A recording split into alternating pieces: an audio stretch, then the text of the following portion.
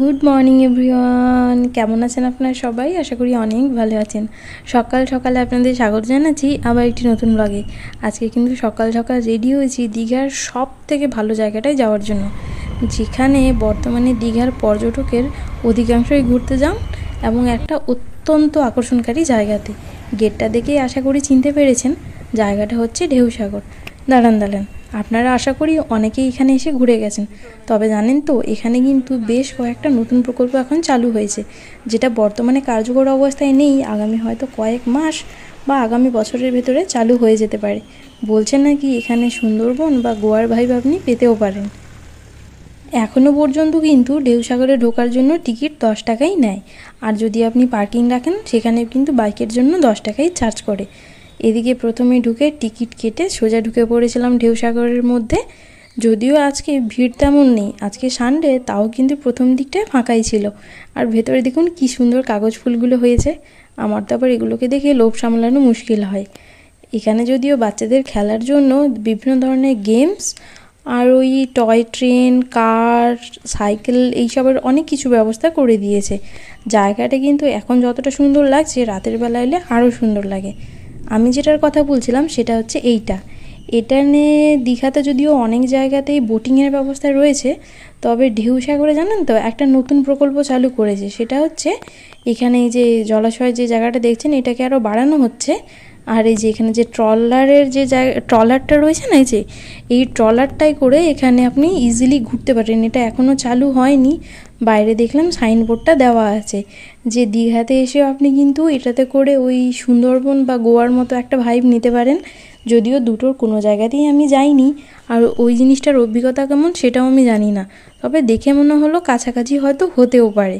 ওই যে দূরের যে স্টলটা দেখছেন, ওইটা একটা সংগ্রহশালার মতো করেছে, যেটা এখনও চালু হয়নি। ওখানে কিন্তু পশ্চিমবঙ্গের বিভিন্ন জেলার বিভিন্ন ধরনের জিনিসপত্রগুলো সাজানো গোছানো আছে। এগুলো বিক্রি হয়, আপনি কিনে গিফটিংয়ের জন্য ইউজ করতেই পারেন। দেখলাম বাঁকুড়া, দার্জিলিং, কোচবিহার বিভিন্ন ধরনের রয়েছে। এই যে দেখুন, এইখানে পোস্টারটা দেওয়া ছিল যে সুন্দরবন বা গোয়ার মতো ভাইব কিন্তু আপনি দীঘাতে নিতেও পারেন। জিনিসপত্রগুলো দেখতে বেশ ভালোই লাগছিল, কিন্তু দেখলাম কাউন্টারটা বন্ধ, হয়তো এখনও খোলা হয়নি। চলুন এবার ভেতরের দিকে যাই একবার।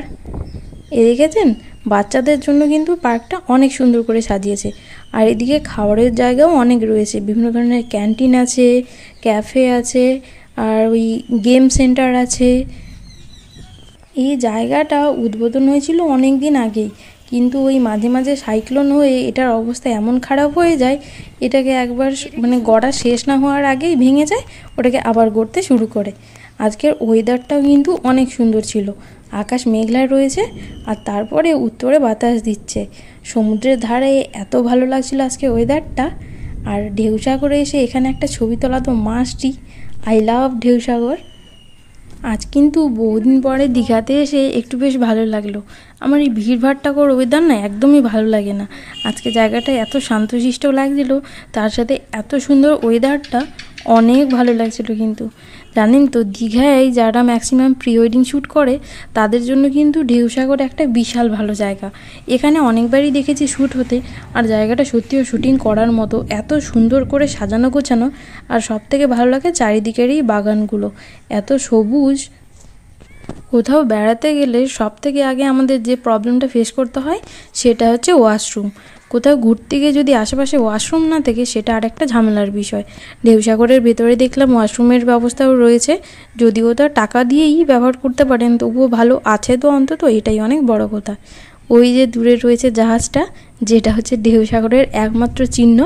যখন অন্য কোনো কিছু সাজসজ্জা হয়নি তবে থেকেই এই জাহাজটা আছে।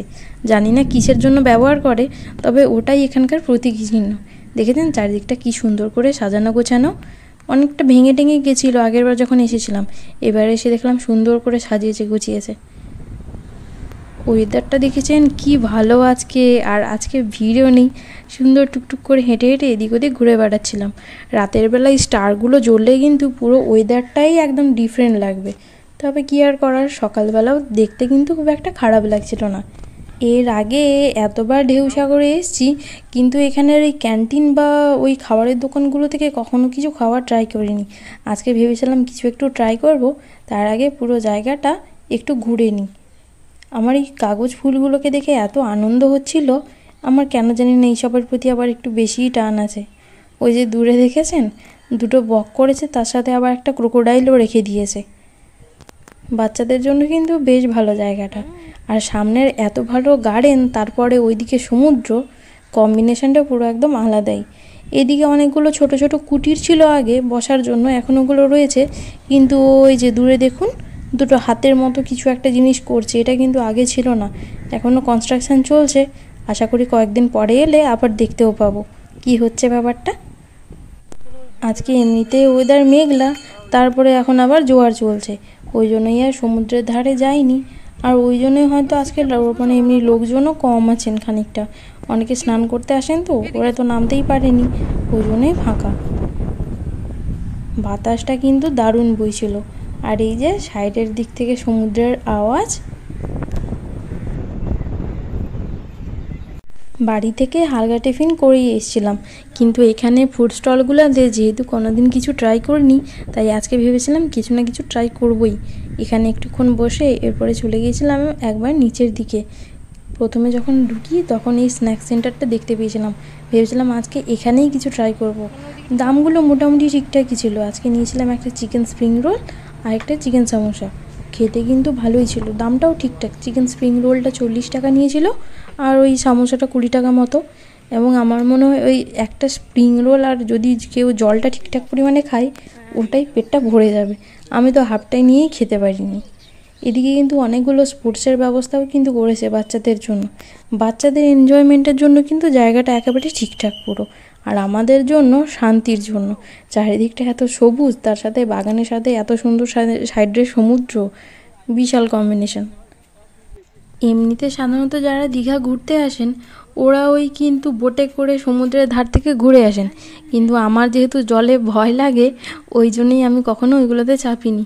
তাই আজকে ক্রুজটার ব্যবস্থা দেখে আমার নিজেরই ভাবনা হচ্ছিল যে এটা থাকলেও হয়তো আমি কখনো ব্যবহার করতে পারবো না। কেন জানি না, নিজের বোটিং করতেও এত ভয় লাগে। আর একটুক্ষণ ঘুরেই ফিরে যাব বাড়ির দিকে। আপনাদেরকে তাই জানিয়ে রাখলাম, এখানে কিন্তু ভবিষ্যতে জায়গাটা অনেক সুন্দর হতে চলেছে। এবং জানেন তো, পাশের দিকে কিন্তু জায়গাগুলো ধীরে ধীরে বাড়িয়েও যাচ্ছে, বিভিন্ন ধরনের জিনিসপত্রগুলো অ্যাড করে চলেছে।